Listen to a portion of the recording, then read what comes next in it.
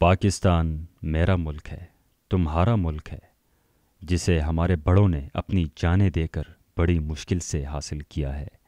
تعداد میں بہت کم ہونے کے باوجود میں نے کبھی تمہیں خود سے الگ نہیں سمجھا، کبھی شیعہ ہونے کا طعنہ نہیں دیا۔ ہم بھائیوں کی طرح رہ رہے تھے، ہماری خوشیاں ہمارے غم ایک تھے، مگر 1979 کے بعد تم غیروں کی باتوں میں آ گئے، ان کی بھڑکائی ہوئی آگ کو تم نے خود اپنے صحن میں لگا لیا۔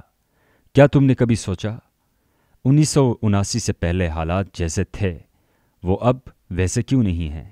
تم کیوں یہ بھول گئے ہو کہ ہمارا ملک ایران نہیں پاکستان ہے؟ پاکستان ہے تو ہم ہیں، اگر یہ نہ رہا تو نہ میں رہوں گا اور نہ تم بھی میری طرح ایک پاکستانی ہو، اور ایک پاکستانی کی حیثیت ایران میں کیا ہے اس سے تم بھی خوب واقف ہو۔ خدا کے لیے دوست اور دشمن کو پہچانو اور اپنے گھر پاکستان کی حفاظت کرو۔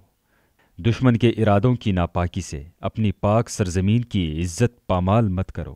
ذرا سوچو، تمہارے علماء جو سبق تمہیں پڑھا رہے ہیں، کیا دین اسلام نے یہی درس دیا ہے؟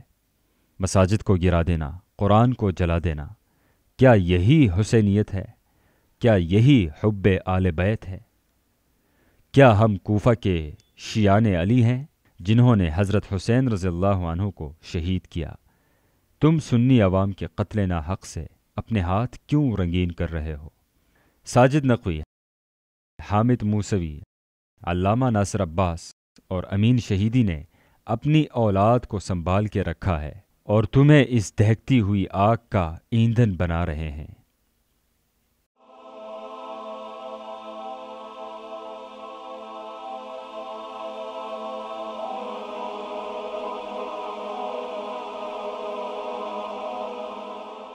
ایمان کی کرن، ہدایت کی شمع، وصال اردو۔